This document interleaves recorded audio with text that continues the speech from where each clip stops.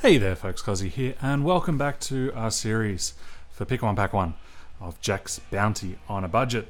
We are up to mission number 13. We are well and truly into the home stretch, and we are up against Waking Nightmares with two vastly different decks. We're saying hello again to the Rakano Warcry that we haven't had a chance to look at for a while, and we're staying with an old friend because it's so appropriate for this particular mission with Feln Control.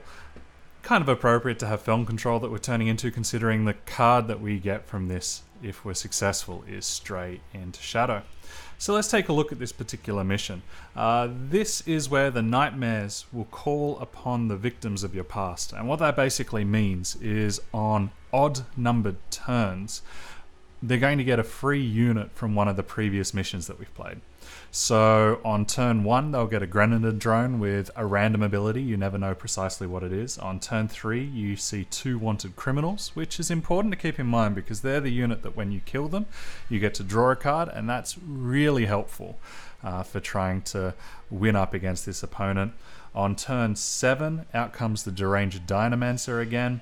Turn 9, we have the Shadowlands Feaster, and then finally on turn 11, Curiox rocks up to try and mess the party.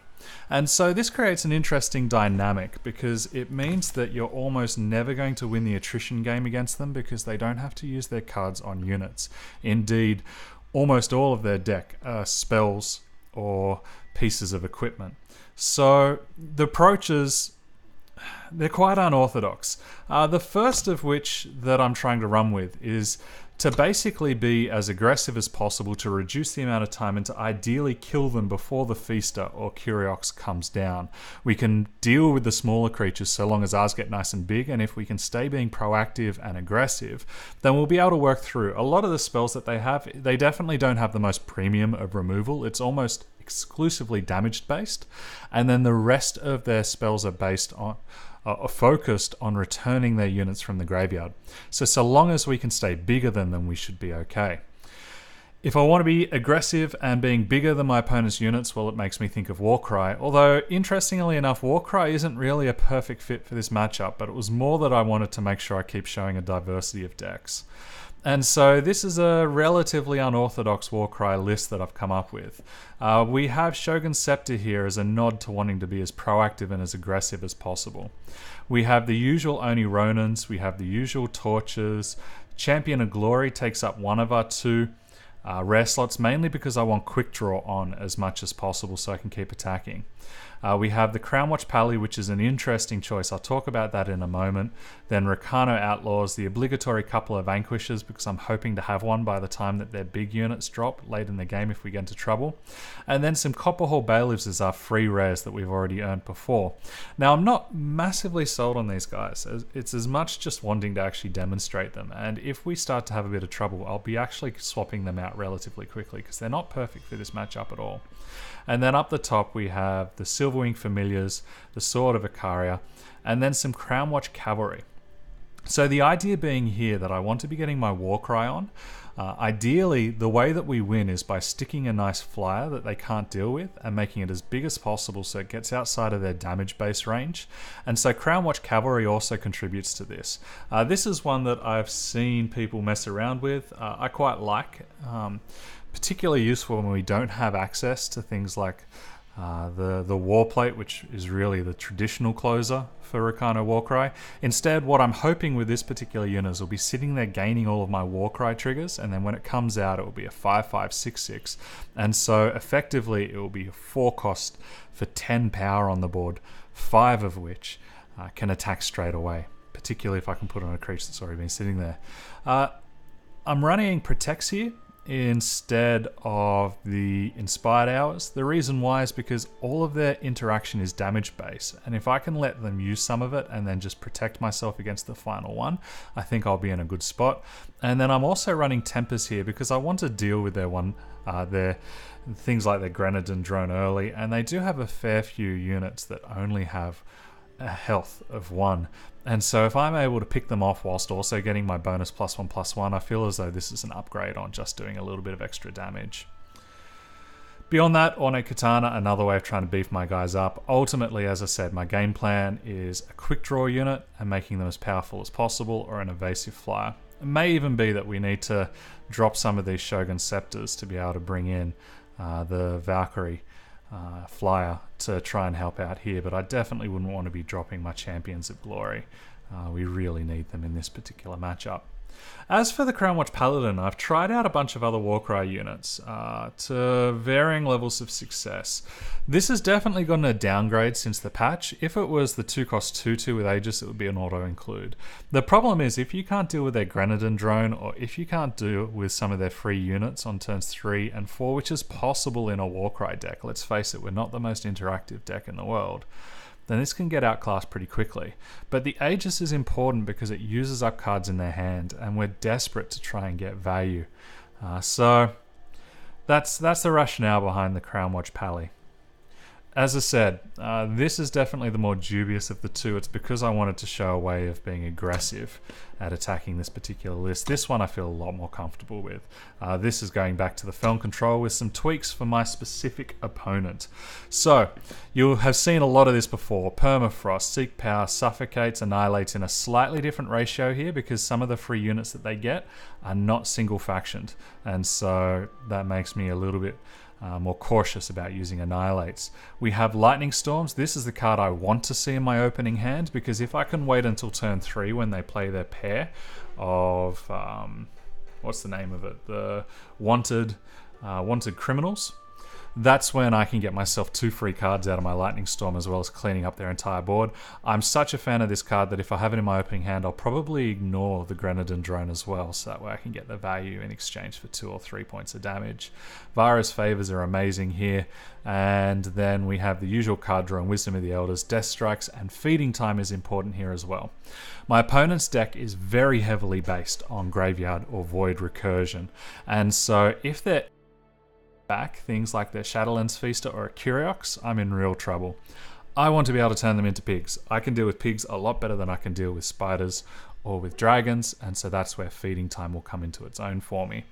And then we have some of the changes. We still have a couple of Thunderstrike Dragons here and the Tundra Explorer combination to get a little bit of card draw, but then based on the knowledge that my opponent's hand is full of spells, I have a lot of ways of trying to interact with that.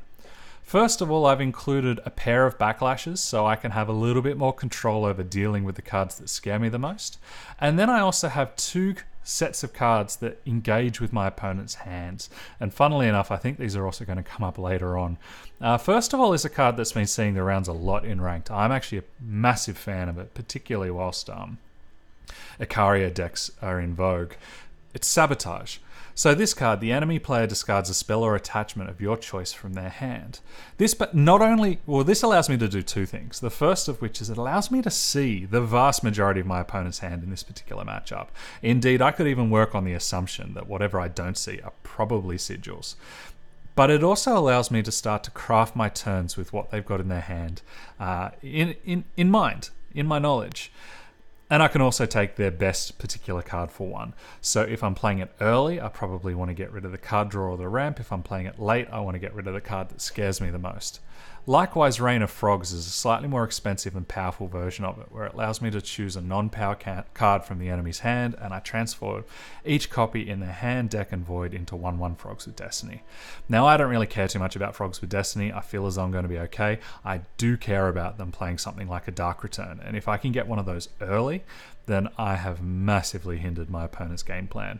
And then the final card to try and knock them out is Azindel's Gift. They'll often, I've found, be there with 6, 7, 8 cards in hand, even around turn 7. If I can get them to discard their entire hand, I feel as though then all I've got to do is deal with the Shadowlands Feaster and the Curiox, and the game is mine. So, as far as rares, we're looking at 3 rares between the Thunderstrike Dragon and the Azindel's Gift, another one for the Rain of Frogs, and then I've got the Feln Bloodcaster here as my other rare. I don't like having too many creatures in a deck that's based like this, but I feel as though Feln Bloodcaster is definitely worth the nod. What it does is it operates as a roadblock against their turn 3 Wanted Criminals, and also their turn 5 Copperhall Bailiff, and it does give me a possibility of getting some benefit against their Deranged Dynamancer, although I hope to ideally Vara's favour the Deranged Dynamancer if I can. So there you go, 2 different approaches, both of these based on knowledge of what my opponent's trying to achieve. And, whoops, I keep doing that. And, yeah, hopefully we'll be able to knock this out in 2 or 3 matches. This is the one where we're beginning to get to the meat and potatoes end of the campaign, where my opponent's decks are definitely a lot stronger. They're working to a much more cohesive plan.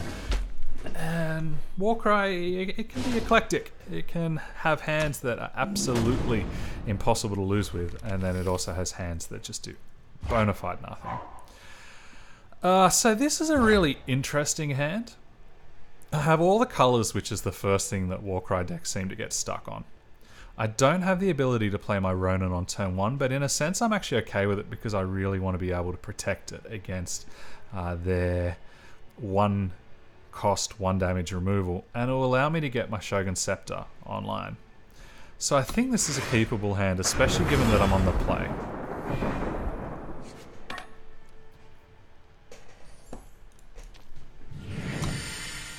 It's definitely not the strongest hand, but it's a hand that has a 3-turn plan, and so that's a good enough start for me. Oh, but the mistake I've made is that I'm not going to have all of my power open. Okay. Unfortunately, because of that, I don't want to jeopardize my only unit, so I'm going to be holding it back on this particular turn. So they have a Warcry ticking Grenadin. I'm perfectly okay with that considering how few units they have in their deck. Basically, their only units that they ever really have are the Dark Wisps. I'm not interested in killing either of these right now. So I have an interesting choice here. I'm definitely going to be holding up my Protect. Do I want to play the Monument now, or do I want to play the Diplomatic Seal, knowing that I've pretty much reached the cap of the cards I want to play in my deck, and then I can hope to draw, if I draw more power, to be able to play my Monument? This is definitely the greedier play. So that's the real question of how greedy do I want to get? I think the answer is I'm happy getting fairly greedy here.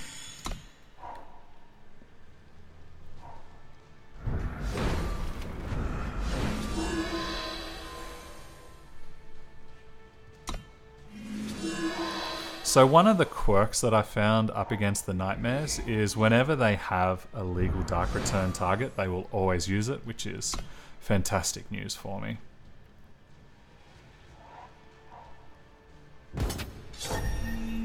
Now, whilst they target it, I could have used that window to torch my opponent's ticking Grenadin, but I really don't actually care that much about it.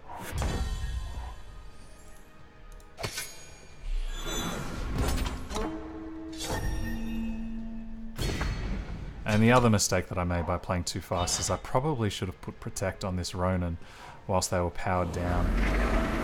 That would have allowed me... Although that being said, there was no way that I was going to be able to attack in this turn without trading, so perhaps that was me wasting a Protect if I was to do it. Well, this one is my new Torch target. And again, I'm happy for you to get that Warcry trigger.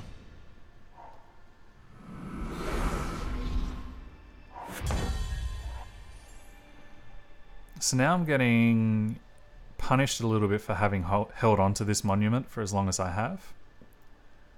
I have a couple of choices. I can torch this Wanted Criminal and then attack him with both of these, casting an Oni Ronin, holding up a Protect. Or I could use a Shogun Scepter and know that I trade. I don't really want to do a 2-for-1. Like, granted, with the Shogun Scepter I still get the value from the Oni Ronin. And if I'm really lucky, he might even block with the Wanted Criminal. I sincerely doubt it, but we might as well give them the chance to make a mistake. Oh, I gave myself the chance to make a mistake. That was bad form. Too busy thinking ahead.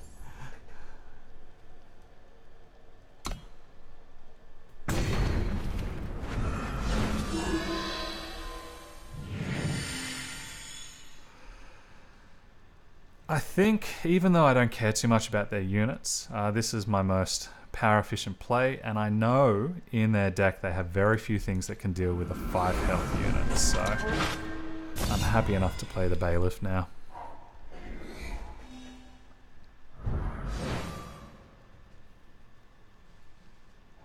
So that's 2 Dark Returns down, which is good for me to know.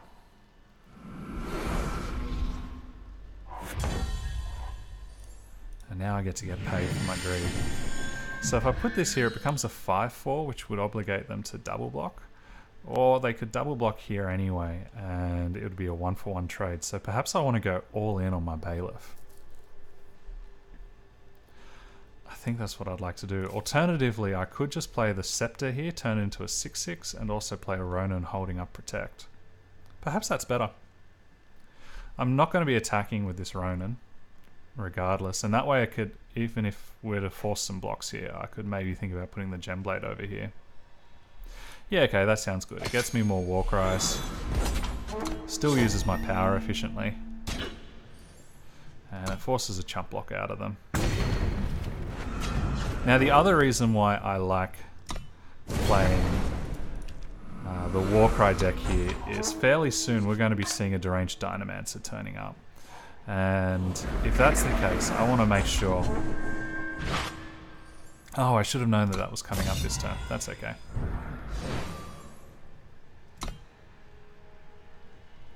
I'm glad that they picked the Wanted Criminal. Extra card draw for me is not a bad thing. Do I want a treble block? No. I really don't. And so they're holding back 6-8 damage, which means if I'm to put the Gemblade on top of my Bailiff, I'll still be able to attack him. But what I was going to say is when they get the Deranged Dynamancer soon, whichever unit has the equipment on it will still get all of those bonuses despite being turned into a dinosaur. And with that in mind, I definitely don't want to be a chump attacking in with my Ronin because I'd rather give myself a chance of turning them into dinosaurs.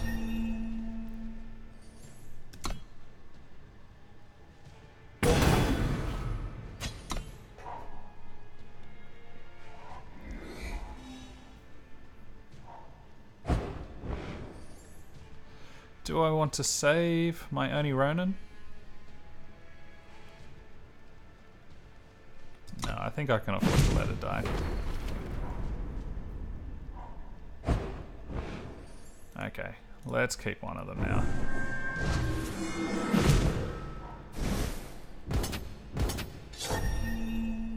Do I want to double block here, save 3 damage and draw a card? I'm not going to be doing much for these guys otherwise, and it's still...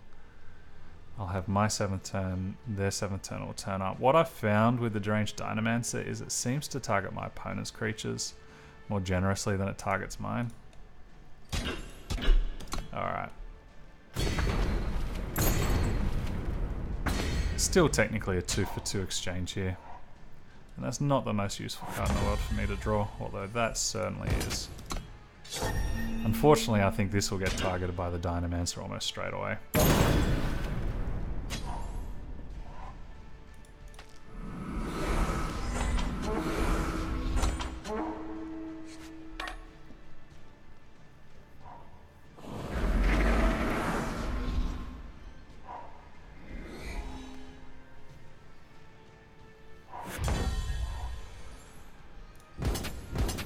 Do I want to trade my Crownwatch Pally for a Warcry trigger?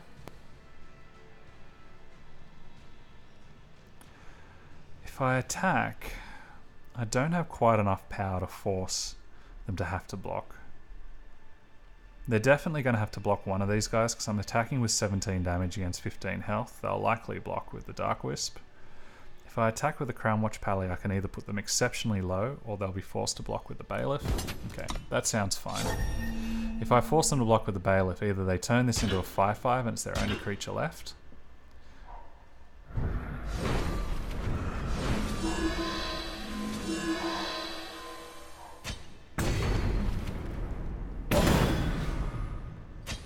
And they're now very much on chump block duty.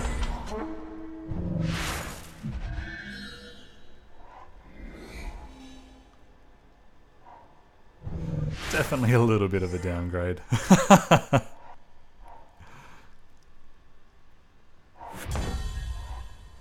And so now, if I turn this into an 8-6, then unless they can remove one of my units, it should be lethal.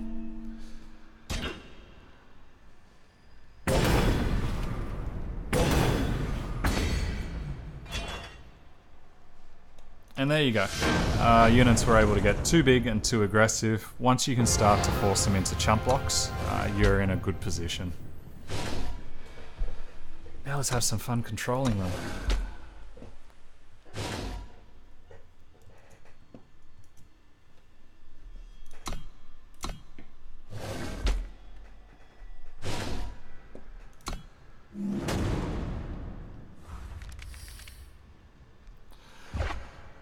So, this is an uncomfortable hand because I have so few power, but I also know that on turn 3 I'm going to be able to draw 2 cards. Is that enough for me to be willing to keep this hand, also knowing that I then have the Death Strikes lined up for their bigger or more problematic units? I can use a Permafrost on Shadowlands Feaster when it comes, and the Death Strike. I feel as though I can actually get significantly better hands than this. Yeah, this is a much better hand. Even though I don't have the removal, I'll be able to draw into a lot between these 2 cards. Now, do I want to use the Cobalt Monument now, or hold on to it to have a chance of a 4/4 flyer? The flyers in this deck are important because the turn 9 and 11 plays both have flying, and I like to have the option to block them.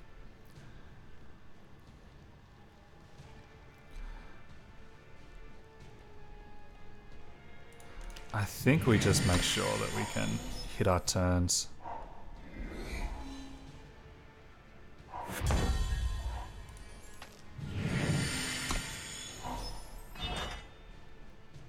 So the one thing I want to hope is that this doesn't get deadly.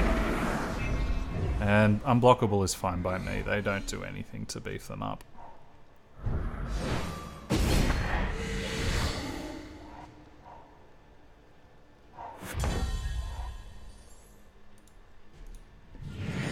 So I have a choice between the Feln Bloodcaster or the Tundra Explorer. Given the choice here, I'd rather get proactive.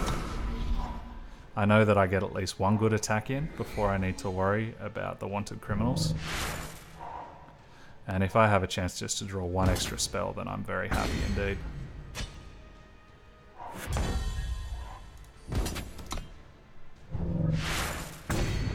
No love. That's okay though. We'll keep committing to the board. One of the unfortunate quirks of the AI here that I've noticed is if they have damage-based removal, they don't play it unless they can kill your unit with 1 card. So if they have, say, 2, I don't know, 2 cards that can do 2 damage, they won't use it against a 4 health creature. Which is a little bit of a shame, because I feel as though I'd rather them to play a little bit more seriously. We have a choice here. We can either play the Cobalt Monument or the Feln Bloodcaster as well as the Lightning Storm.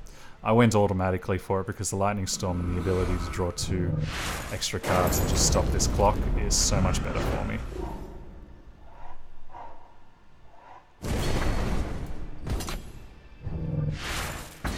Wow, bricking on the Tundra Explorer, that's for sure. And funnily enough, this doesn't feel like I'm controlling at the moment. Ordinarily, we don't get this many units this fast. We're probably going to get a power because we bricked on the Tundra Explorer.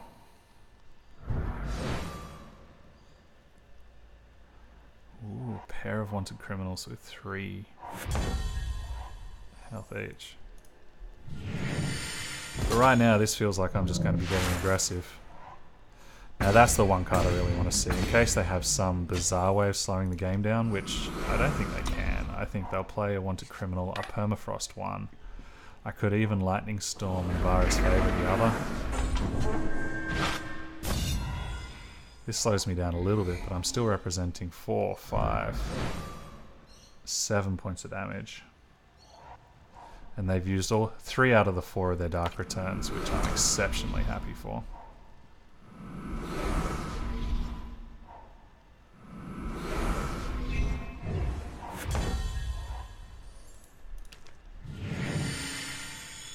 So right now, I could Lightning Storm and Vara's Favor one of these. It will leave both of these up. I could Permafrost the Copperhall Bailiff, attack with my Tundra Explorer, as I could attack with the lot. No, actually these will have 3 health each.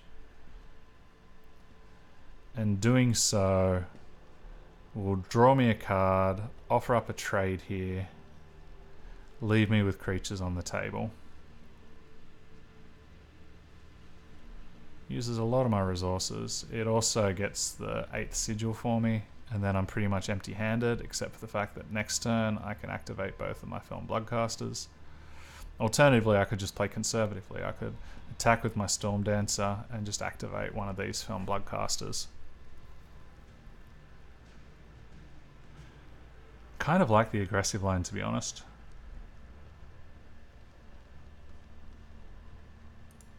Yeah, okay.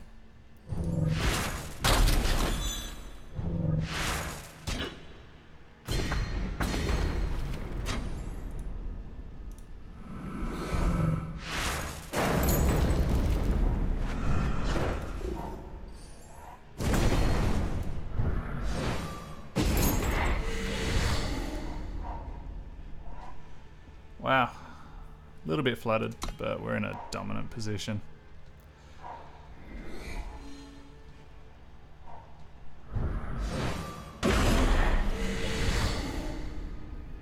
And so next turn I think is going to be the deranged Dynamancer. What do we do? I think we just draw a card and keep attacking. Or draw 2 cards rather. That's a great draw for us. It allows me to deal with their Dynamancers straight away.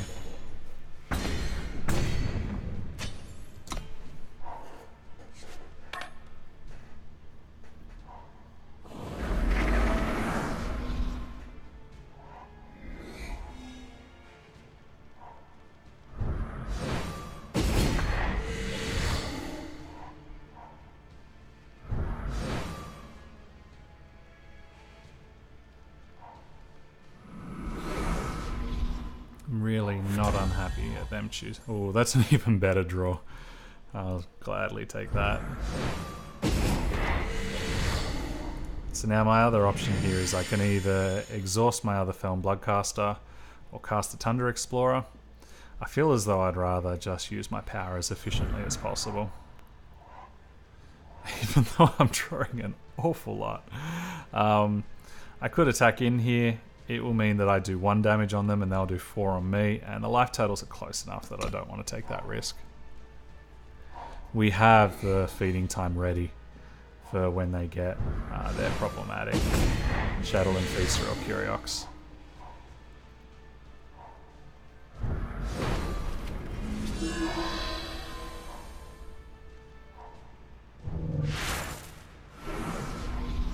That's still fine by me.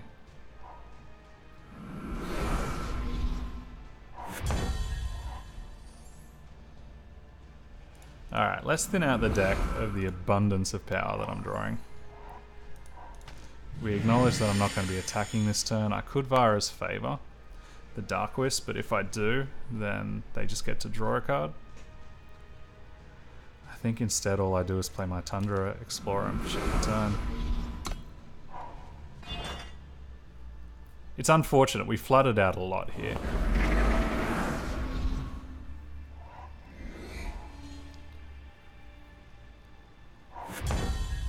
We flooded out an awful lot.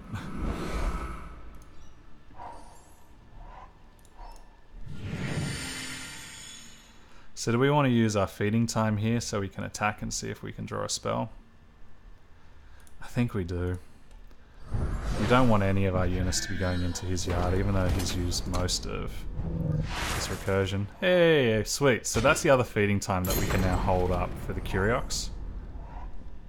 And we're in a much better spot now. Do we want to thin just that 1 extra card and let them draw a card too? What else is this useful for? This is useful if they draw Island's Favor and they get themselves an Aegis, which means I can't look at their hand or target them with my amulet. So I think we'll hold on to it. There you go. Do I want to counter it? No, they have far scarier cards that they can play. And so we know in my hand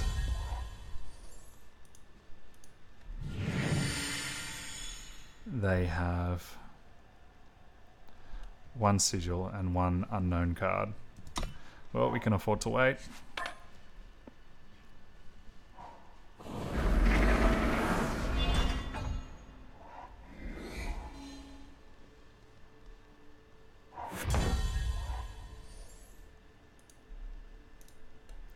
And this is one of those instances where Annihilate isn't super exciting because this doesn't have a colour, so we can't even use it here. It's okay, we'll draw into something more useful soon.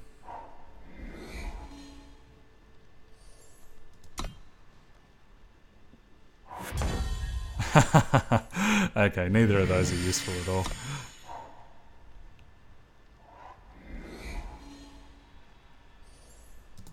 On the bright side, we're both pretty profoundly flooded.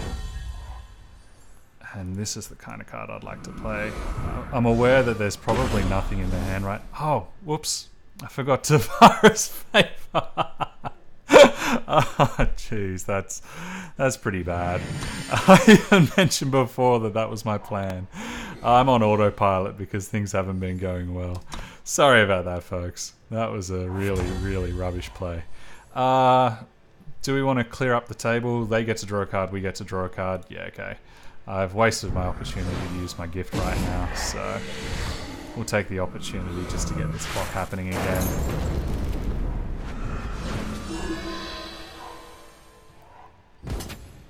What we'll do is I'll make sure that the coast is clear. Neither of those are super exciting, but I don't want them gaining life. Oh man, that was so bad with the gift. The good news is I'm pretty certain from here they don't actually have any units that they can play. So this is now just a matter of time.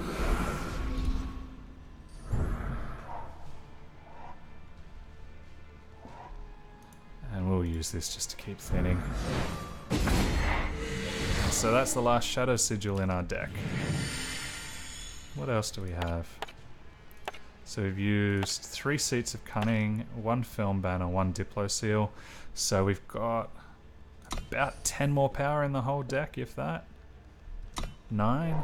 It really depends on how many sigils I drew from my opponent. And here we go. Finally we get into one of our finishes, so we can close this game out and I can live down the embarrassment of my brain fade over over the most useless 7-drop. 7-drop Pop and Aegis. Well done, Cozzy. You can have a card, and then we'll kill you.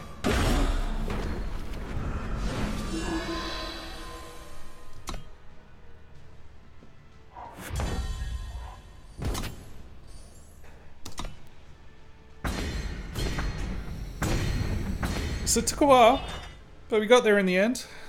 We were able to work through all of our opponent's graveyard recursion. We were able to use our best cards to invalidate their 2 scariest units, which come in on turn 9 and 11. It's one of those where the whole challenge with playing a control deck is that you need to prepare for a whole meta of different decks with different plans and different cards, and so you need to hedge your bets a little bit. When you know precisely what your opponent's playing, it's a lot easier to play control. And that's one of those examples there where even though we weren't using expensive cards, we were still very comfortable indeed, despite ineptitude, which is always a nice place to be because I seem to be inept more often than not. Alrighty folks, I've been Cozzy running through this video for Pick 1 Pack 1. Thank you as always for watching, and I look forward to seeing you when we move on to the competition. See you guys in just a moment.